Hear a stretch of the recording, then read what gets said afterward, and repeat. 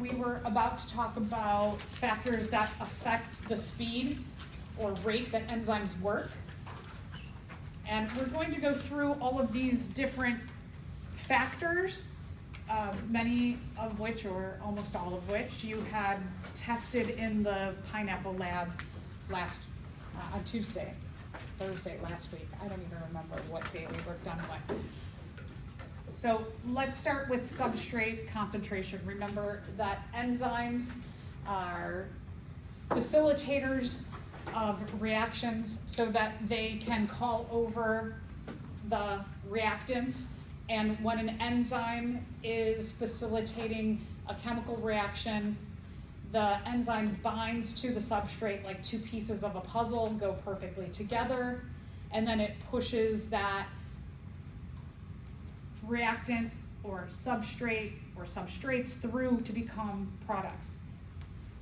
Because of the binding between the enzyme and the substrate, so think about it as the substrate is grabbed onto by the enzyme, and then the enzyme opens up and pushes the substrate out to become the reactants, that if whatever substrate the enzyme is working with, if you don't have a lot of that substrate around, the enzyme reaction is not going to go fast, right? So if you don't have enough substrate, it's going to slow down the maximum rate that the enzyme can work.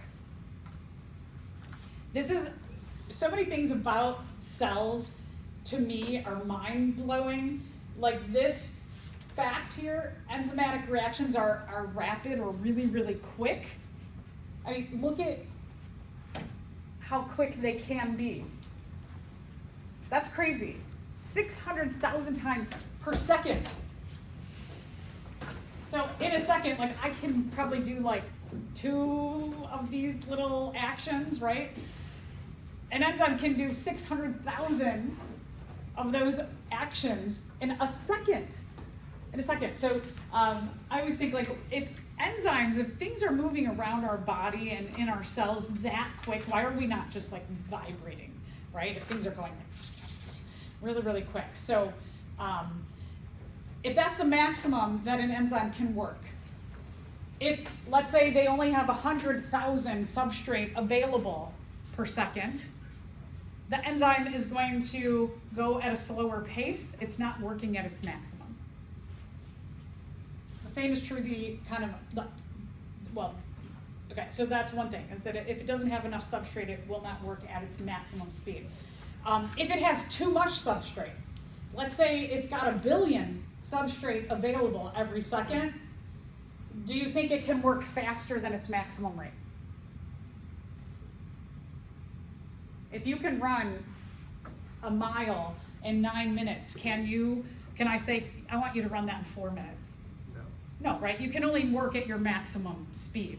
So if you don't have enough, it'll slow down the ability to work at its maximum speed. And if you have too much, it's not going to go any faster than it can go.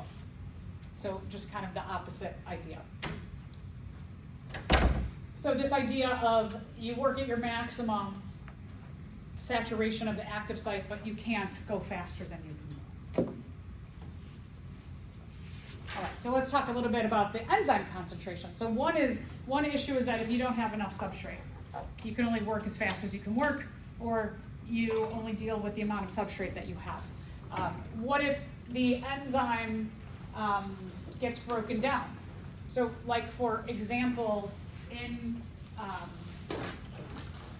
let's say that your enzyme is at the end of its life and it needs to be replaced. That enzymatic reaction might stop for a little bit as the enzyme gets replaced back into the phospholipid bilayer.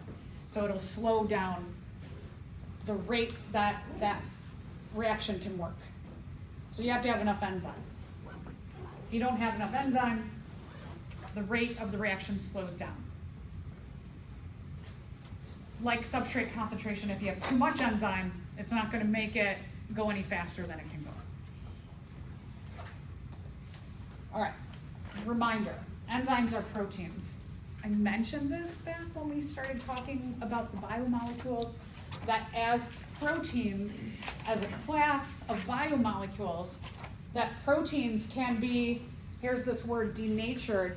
I want to see that word used, denatured, when you're answering your lab discussion questions. So that if you, with the exception of the control group,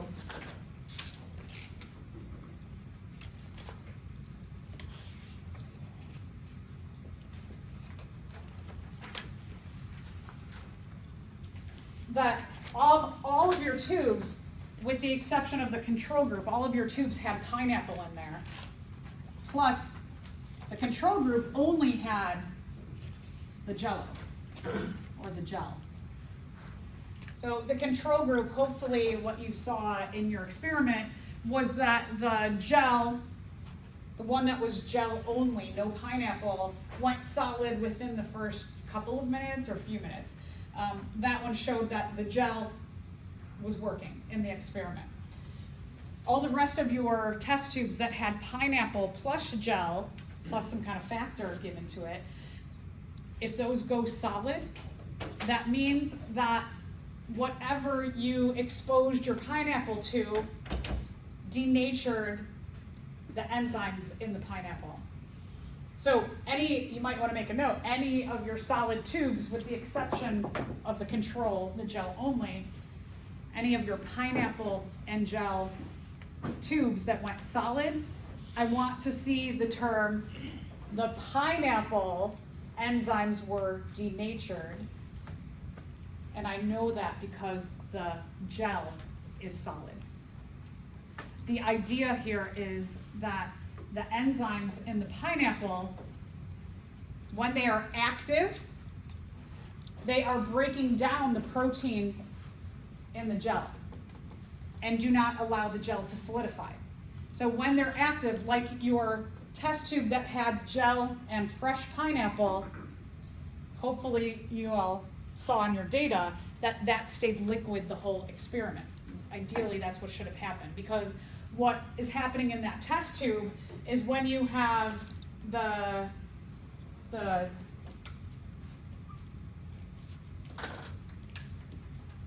gel and the test tube, and I don't have yellow, it's green.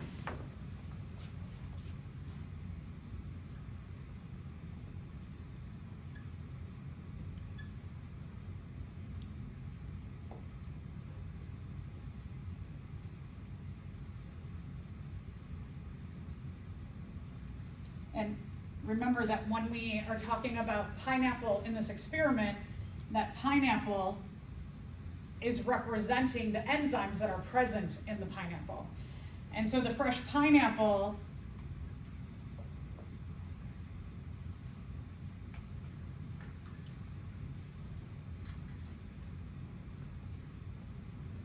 the tube with the fresh pineapple and the gel should have remained liquid your entire experiment, because the enzymes in the pineapple were breaking down the protein and the gelatin, and it stayed in a liquid state.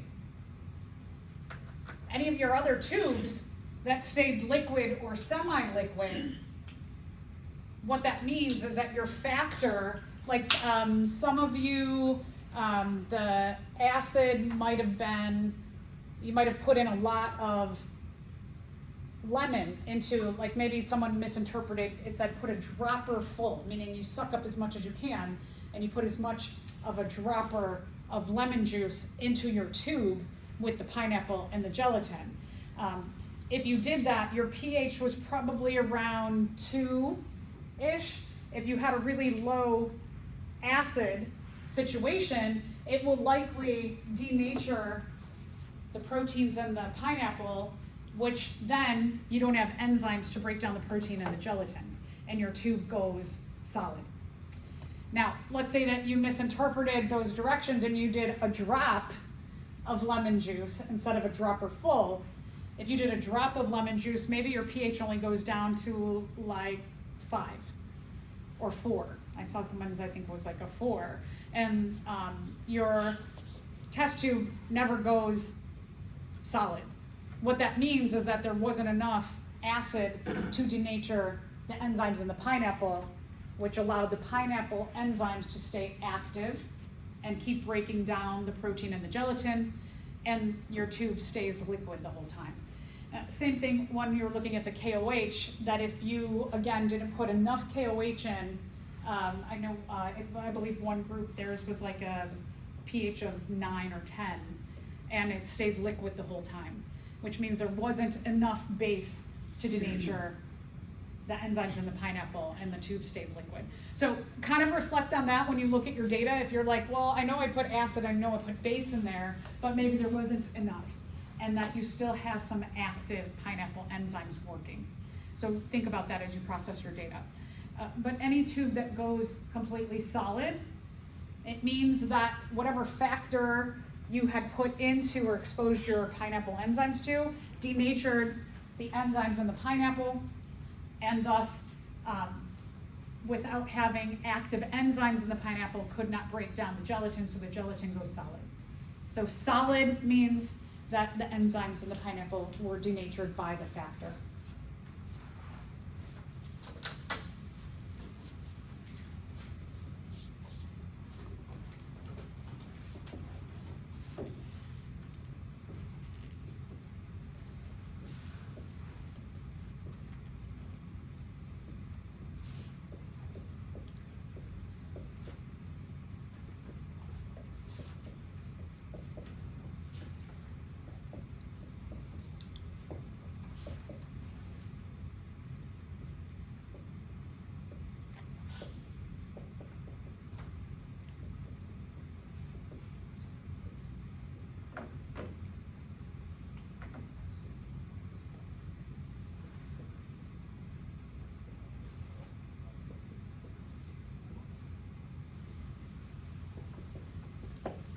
So see how much I wrote there?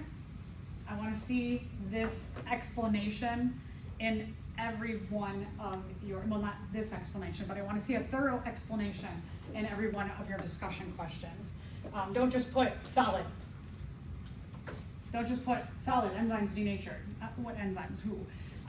Make sure that you're saying the KOH with a pH of blah, blah, blah, denature the enzymes in the pineapple.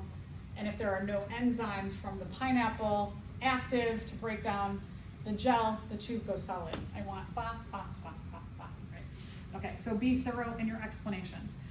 Other thing that I just want you all to pay attention to, that if you have a habit of using the word it, and I believe I may have talked about this before, as I'm going through the last lab, when you looked at rates of diffusion and the effect of diffusion on different situations, some people put, I had an answer that was, it was used 4 times in one sentence, and I was like, what? I have no idea what this sentence is about. As a general rule of thumb, as a college person and an adult, when you catch yourself using the word it, especially in a college class, replace that with what it is. And if it feels like, even if you're saying the paper was messy, so it was not graded, right? I could say that, and you likely will understand that the it refers to the paper, but just get in the habit of saying the paper was messy, therefore the paper was not graded.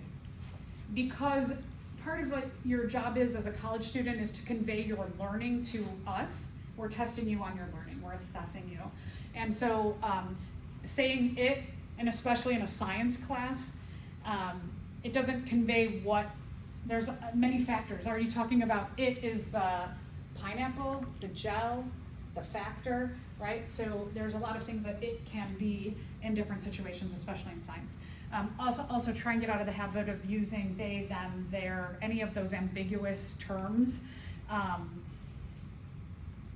Again, doesn't convey the learning. So I know it will feel weird, and even sometimes I'm typing messages to students or colleagues, or even to my child, and I go back and I take it out and say specifically what it is, because we can interpret things very differently.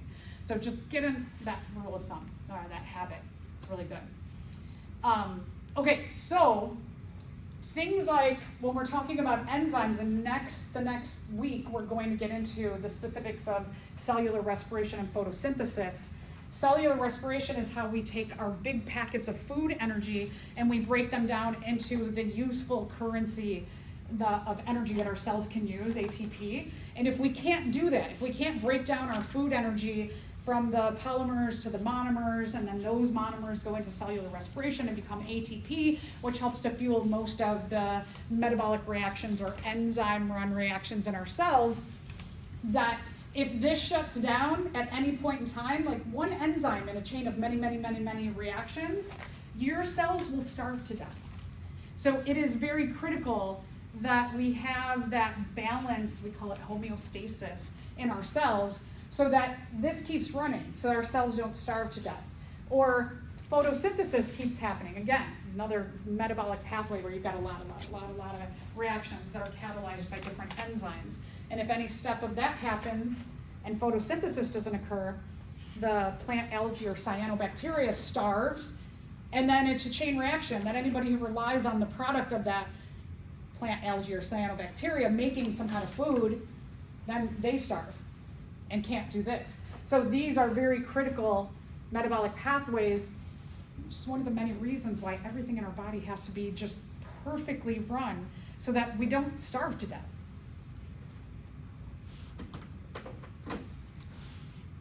All right, you worked with pineapple that was already exposed to temperature factors.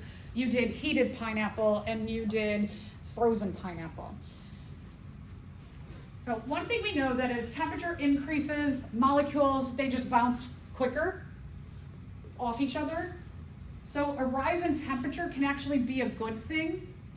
Like for example, in our body, when you have a low-grade fever, that we might think like, oh, fevers are really bad, but a fever between like 99 to like 101 is great. It's actually a really good thing. It means that your body is working super efficiently. What our body does in response to an infection, some kind of foreign invader gets into our body, it could be a protist, a fungi, a bacteria. You start to have an infection, viral infection, something is attacking your body. Your immune system reacts by trying to get that invader killed and taken care of. Our brain looks at what's going on in our body and it starts a metabolic pathway or a reaction, a series of reactions to raise your body temperature a few degrees.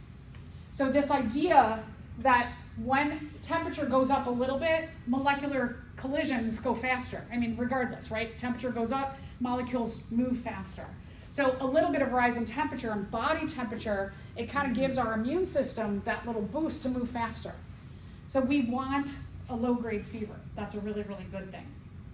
When the infection, I always like to think of it, it's like a race, right? If this is the infection and this is our immune system, that low-grade fever does a good thing because it makes our immune system go a little bit faster than the infection agent. And the other thing that a little rise in temperature does is that it doesn't work in the favor of the infection, usually, and the infection slows down a little bit. So we get this like disparity, a good disparity between our immune system and the infection agent. But if for some reason, let's say that you have allergies and then you get COVID, the infection could go faster than your immune system can work because your immune system is working on that allergy distraction, and then also now it's got COVID to deal with, so sometimes you can get really, really sick very quickly. And then your temperature may start to keep going up to try and give the immune system the boost, and things start to go out of control. If the infection agent keeps going up and up and up, you could get too high of a body temperature. You start getting into the like 103.5 usually is where things you start to, I remember once having a 104.5 fever in relationship to a flu, and I started to hallucinate. I saw things that weren't there. I felt incredibly horrible because there's this war going on between your immune system and the infectious agent. And what happens is that temperature rise gets too high, somewhere around 103-ish, and you start to denature proteins in your body or enzymes as well as other proteins, and that's bad. So we want that low-grade fever. We want that like sweet spot. So with temperature, you looked at heating pineapple or freezing pineapple.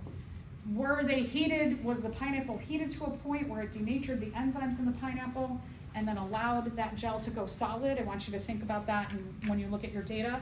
And then the freezing, there's different like levels of freezing. There's like frozen and then there's deep freezing. And so sometimes what happens with the frozen pineapple is that the frozen pineapple, maybe it was frozen right at like 32 degrees, it might have left some enzymes in the pineapple active still. If it was frozen at, let's say, a deep freeze like negative, or down to like 10 degrees, or maybe -5 degrees, it might have wiped out or denatured all of the enzymes in that frozen pineapple.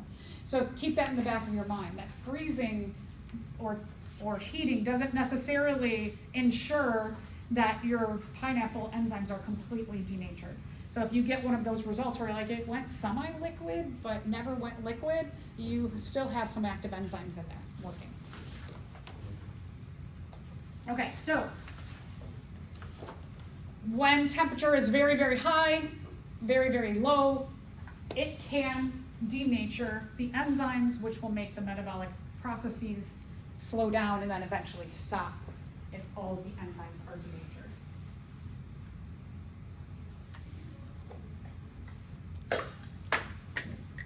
So this is key right here.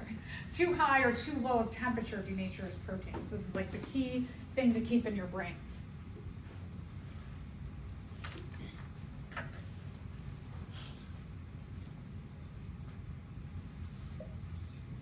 So again, when you're writing up the lab,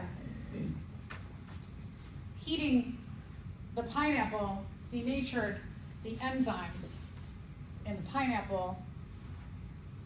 The gel couldn't be broken down, and the tube goes solid, something along those lines.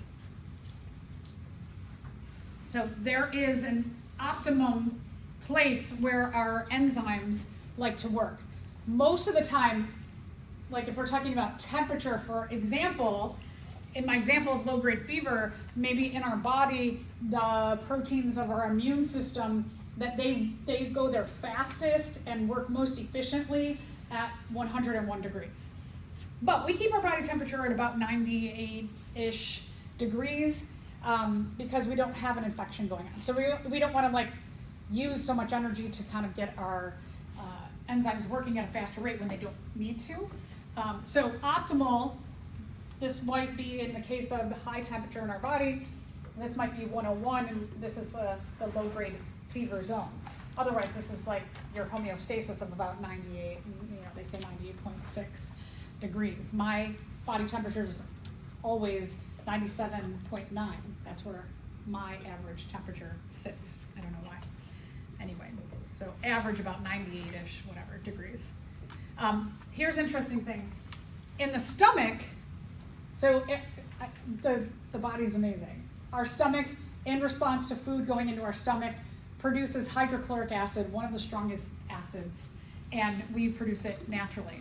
So the pH in our stomach may sit somewhere around 3 when food is present. So enzymes, so this right here would be about 3, a pH of 3 in our stomach. That's when the stomach enzymes work their best, is when hydrochloric acid is made, and in the stomach, that pH of 3 is the way those enzymes work. So they tolerate a low pH. But if we are in our stomach has a bunch of linings to it, and then it's got muscle layer, tons of muscle. So it has all these layers to it so that that pH of 3 doesn't open up into the rest of your organs in the main cavity of your body, because then that pH of 3 would start to denature our organs and all the other stuff in there. So there's a lot of guards in that stomach area to keep that pH of 3 right there. But that's a unique situation and very unique enzymes to that situation in our stomach. pH works the same way. But as I've been saying, high pH, too high of pH, too low of pH will denature enzymes. But again, stomach could be very different. So in our mouth, for example, our mouth starts to immediately, here's our mouth. In our mouth, for example, our mouth works best at about a pH of 7. So salivary amylase. We have enzymes that are released in our saliva in response to food and drinks.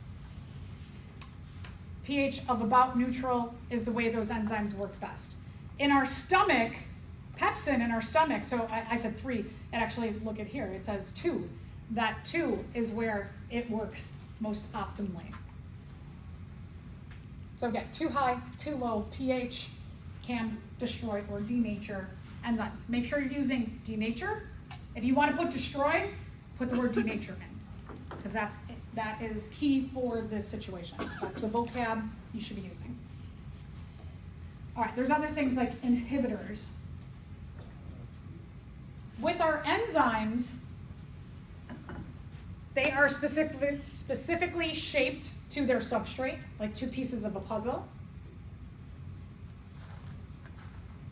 There can be other things that have that same binding site shape as part of the substrate where the binding happens, but let's say that there's like, I can draw better than I can just talk here.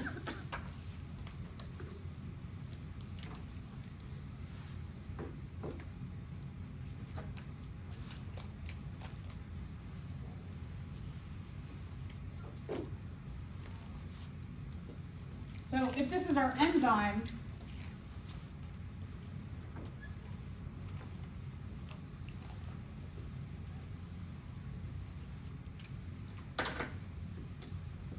so substrate 1 and enzyme 1, they fit together like two pieces of a puzzle. When the substrate binds to the enzyme is going to make that reaction happen and make some kind of product. But there can be other things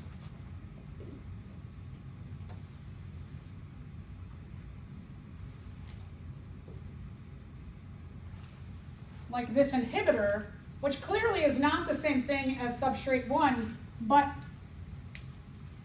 it can temporarily fit into the active site of the enzyme and it stops the reaction from happening. If this gets in here, you don't have the product made. So normally you might see that this gets in there and then you get a product.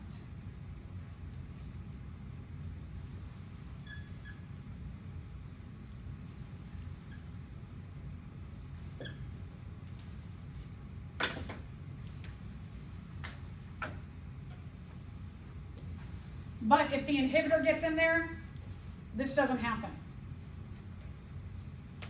So it can just temporarily block this enzyme reaction from happening. And that's what we call an inhibitor. You might think inhibitors are bad, but sometimes they're good. Sometimes it's like if you have too much sugar in your body, it's going to say like, hey, cellular respiration, we don't need any more processing of food right now. We got too much sugar going on. We don't need any ATP. We've got a huge supply of ATP because we have so much sugar. So let's just stop for a little bit. So there's what's called competitive inhibition. Inhibitors can be different shapes.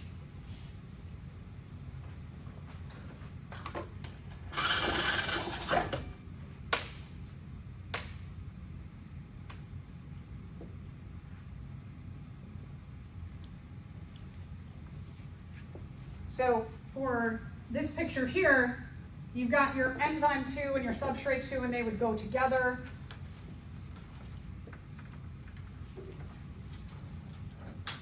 But when that inhibitor gets in there, the inhibitor blocks everything else from happening at that time.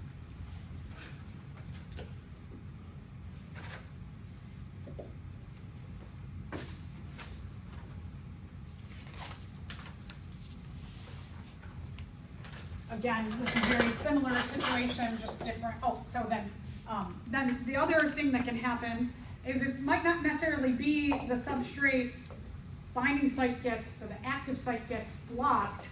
It could be that another place and when we're talking about biomolecules are really big, So there are other areas that can have reactions happen, just like when we talked about water, that because water had two hydrogens to it, it could bind with another oxygen over here, like one oxygen here from a water and an oxygen here from a water. So that one water can bind with 1, 2, and even like 3 different waters by itself.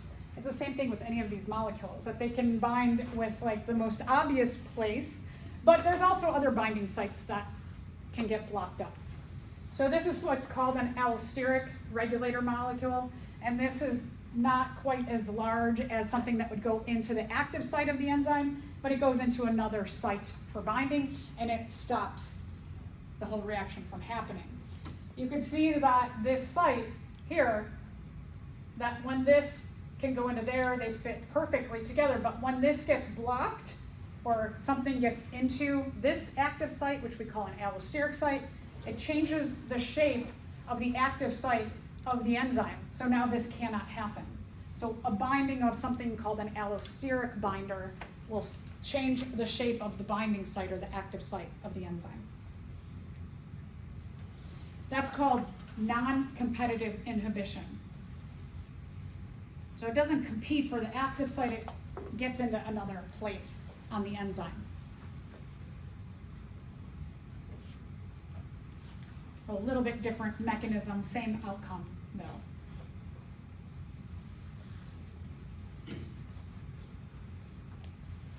And then these are things that can happen in metabolic pathways, how there's a reaction that causes the next.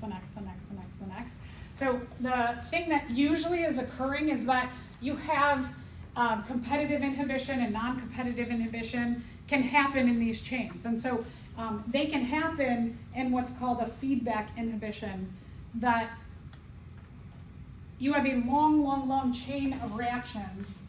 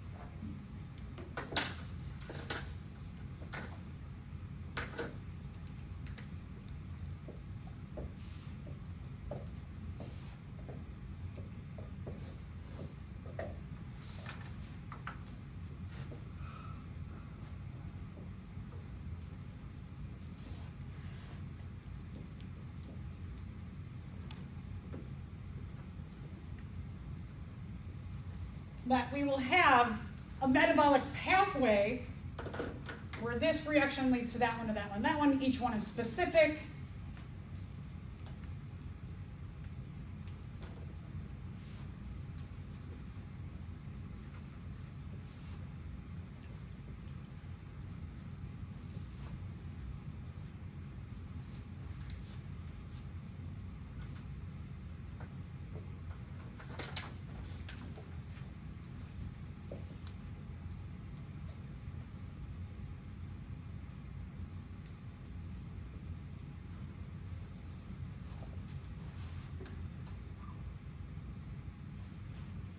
And in this metabolic pathway, this I think is super fascinating, that you could have all these little reactions. This one happens because this.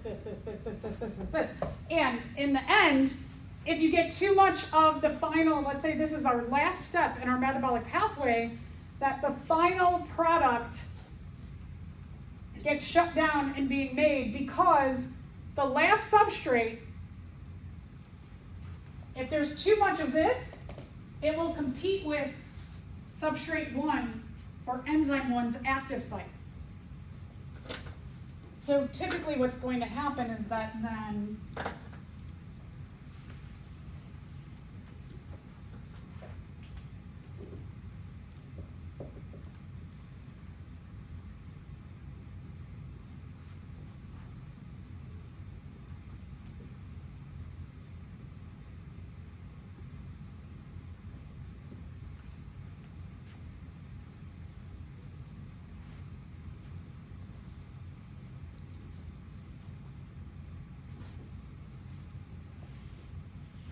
So that our final product, whatever these are, let's say that that final product, which is going to go to another metabolic pathway, that if this metabolic pathway shuts down, and we just keep getting tons and tons, that this product that we've made never gets used, and it just keeps getting more and more and more and more and more. If we just keep pumping out more and more and more, and it's not going to get used here, the cell could explode. So if this isn't getting used, this pathway shuts down. What can happen is that we get a buildup also of this, perhaps.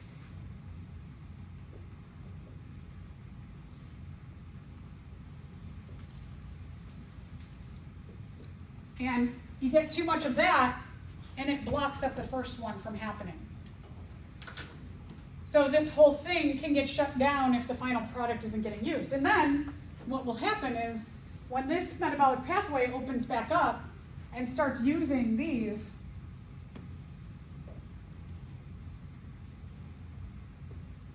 which means that we're starting to use our substrates again, and this won't block here, and then this metabolic pathway can start again. So that's why it's called feedback, right? If your feedback says too much, it shuts down the making of what you needed. I think it's pretty cool. Pretty ingenious that our cells have this all set up for us. So the final product can shut down the making of itself.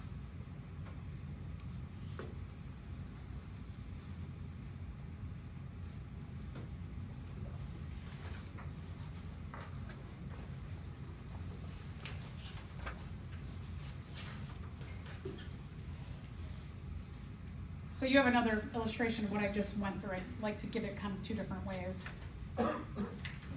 So that again, if you see some kind of metabolic pathway and the final product is isoleucine and you just start making more and more and more and more, that isoleucine can also get in and bind to enzyme 1, but it doesn't allow for the making of itself or the continuing on of this first reaction. It'll temporarily stop this from happening until enough of that is needed again.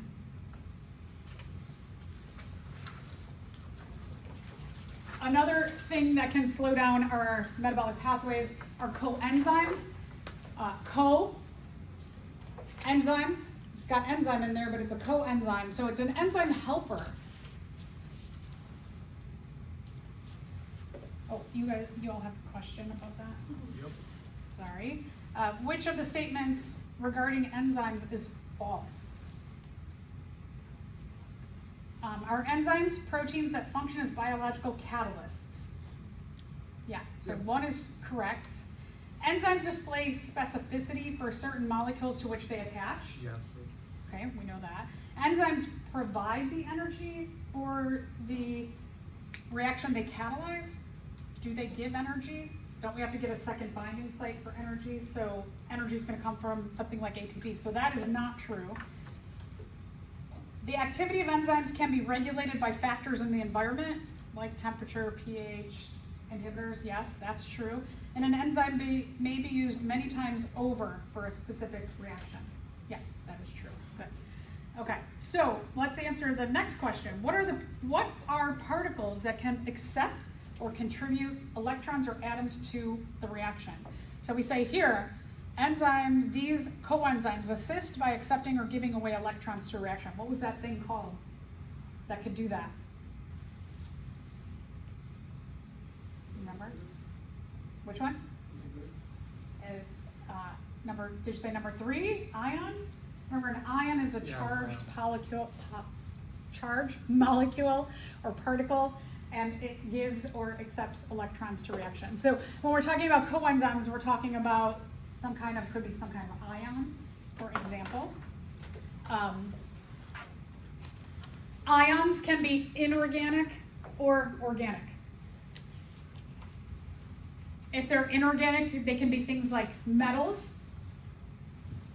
If you are anemic, that means you have low iron. Iron is a metal.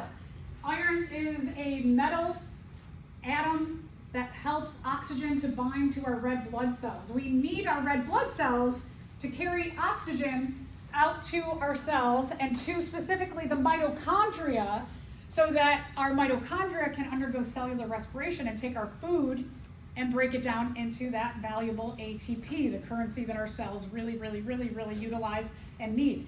So being anemic, not having enough iron, slows down your ability to get oxygen to your mitochondria, which slows down your metabolism. Women are more likely to be anemic than men. It's one of the many reasons women can have a slower metabolism than men.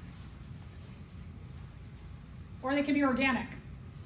Many of the things in your vitamins are organic, and many of them are inorganic. So the vitamin deficiencies or an iron deficiency, a metal deficiency, can really slow down your metabolism. If you, let me ask, anybody eat a perfectly well-balanced diet? Any of you, like every day you get all the vitamins, minerals, nutrients you need? Yeah, probably not, right? Most of us don't do that. So because we don't do that, and especially this time of year when there's like allergies going on, in addition there's already colds going around, flu, COVID, who knows what else. It's not a bad idea to take a multivitamin. Your multivitamin gives you a lot of coenzymes that will help your metabolic pathways to work more efficiently. And especially given the fact that if we're exposed to a lot of sicknesses, that our immune system will be taking a lot of energy to fight off things. We want to give our immune system that boost, as well as we want to keep all of our other metabolic pathways like cellular respiration running efficiently, so it can fuel our immune system if we need our immune system to work. So if you don't take just like multivitamin or those little packets that have a lot of vitamins in them, not a bad idea to do so. Oh, and that's it. So that's your tip of the day. We will go to lab, and you will write up your lab 7 data. Again, make sure you're using the term denatured when tubes go solid. Active enzymes if your tubes remain liquid. Use pineapple, use gel. Use all these terms to clearly explain what happened in each of those different factors.